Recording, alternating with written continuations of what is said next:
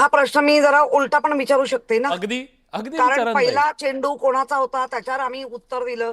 हा. त्याच्यानंतर जे ज्यांना आता वाटतंय म्हणजे अगदी राजसाहेबांच्या पक्षातल्यांना पण हम्म. की आपण म्हणजे एकंदर ह्या 2 दिवसाच्या बोलण्यामधनं दिसतंय की आपण सत्तेत असलेल्यांबरोबर जावं का, हम्म. असा त्यांच्या मनातलं चित्र दिसतंय. हम्म. अर्थात आम्ही चांगला सकारात्मक तुम्हाला दिलेला आहे प्रतिसाद. सपोर्ट, हा अगदी प्रतिसाद. हम्म. आता राहिलं जे भाजपचे प्रवक्ते आहेत त्यांनी सांगितलं आम्ही विकासाच्या मुद्द्यावर जाणार.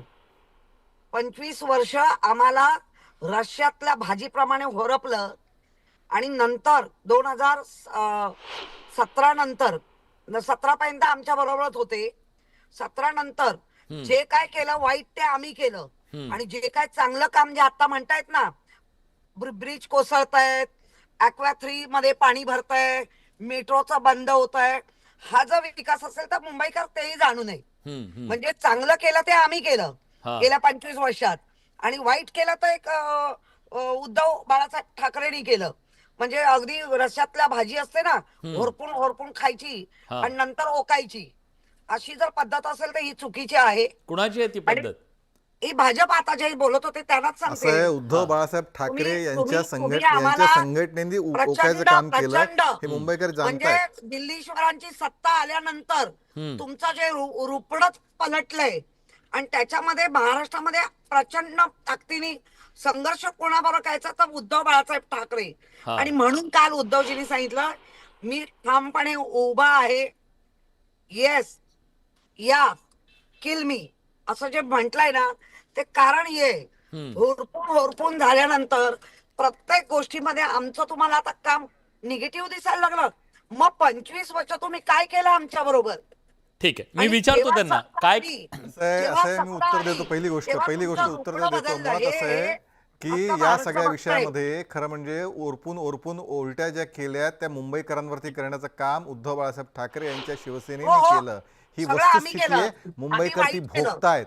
साधं मुंबईकरांसाठी ड्रेनेजसाठी ज्या प्रकारची व्यवस्था लागते ती व्यवस्था करता आली नाही. इतकी वर्ष मुंबई महापालिकेत सत्तेवरती होते, त्याच्यामध्ये वारंवार लोकांनी सांगून सुद्धा कुठल्याही प्रकारची व्यवस्था त्यांना करता आली नाही. मी 10 प्रश्न महापालिकेतले सांगू शकतो. नुसतं त्याच्यामध्ये नाले सफाईपासून अनेक विषयात कसा भ्रष्टाचार केला येतो तुमच्याकडे. नाले सफाईपासून अनेक विषयामध्ये हे सगळं आपल्याला आठवत आहे. मुंबईची तुम्ही होतात ना त्यांच्यासोबत, तुम्ही असं बोलताय जसं काही त्यांच्यासोबत नव्हतात. देतो ना. त्यामुळे या प्रश्नाचं उत्तर या मुंबईमध्ये मुंबईचं खाऊन खाऊन उलटी मुंबईकरांवरती करण्याचं काम जर केलं असेल तर उद्धव बाळासाहेब ठाकरे यांच्या संघटनेने केलं.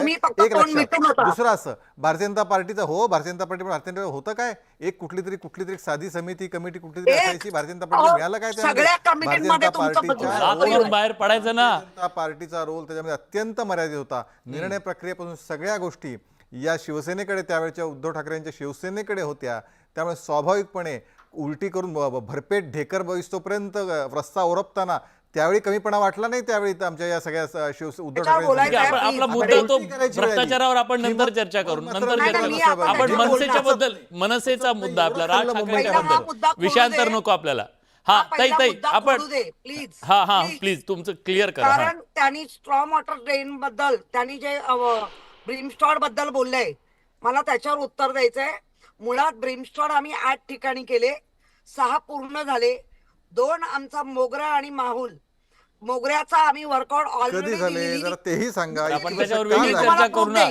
4 वेळा बदलली. बरं ठीक आहे ताई आणि ऐका काहीतरी आलं, काहीतरी मान्य केलं. माहुलचं आहे आजही सॉल्ट कमिशनर आजही परमिशन देत नाहीये महापालिकेला.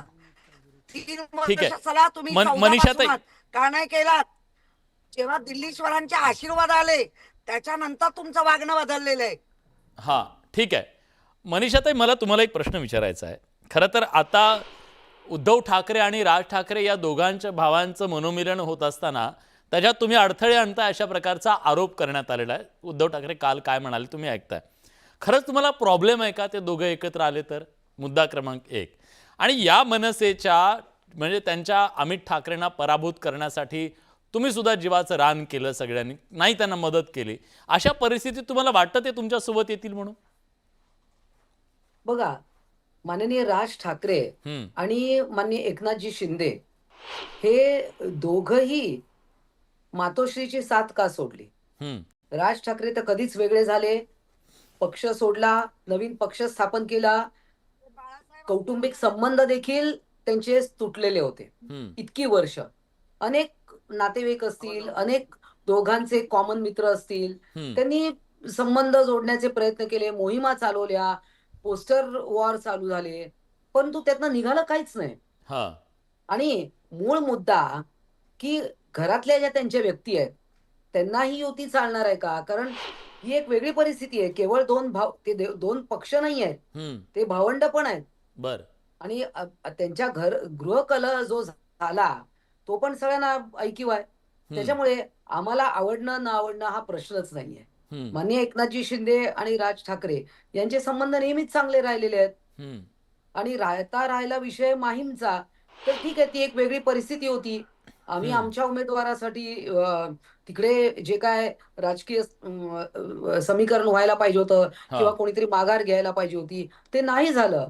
असं काही निवडणुकांमध्ये होतं. हम्म. आणि प्रत्येकाने आम्ही आमचे प्रयत्न केले, त्यांनी त्यांचे प्रयत्न केले.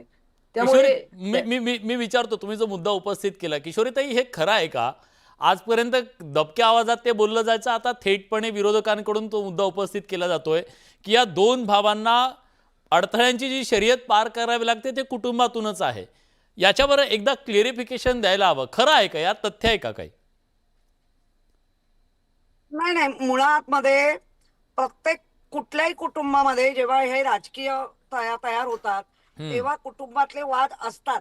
याचा अर्थ एका विषयाला धरून मुंबईच्या हितासाठी किंवा महाराष्ट्राच्या हितासाठी ज्या पद्धतीने आता राज्य चाललंय आणि ज्या पद्धतीने घडलं गेलेलं आहे, प्रत्येकाने संधी मिळता क्षणी स्वतःला काय मिळेल एवढाच विचार केलेला आहे.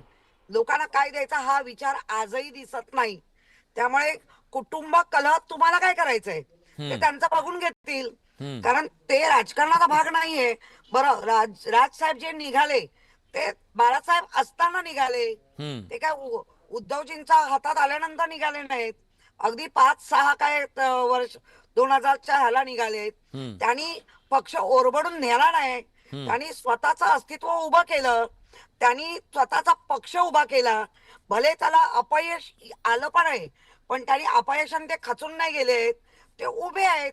त्यामुळे त्या गृहकलाचा तुम्ही फायदा करू नका, कारण तुम्ही घरफोडीच केलीये.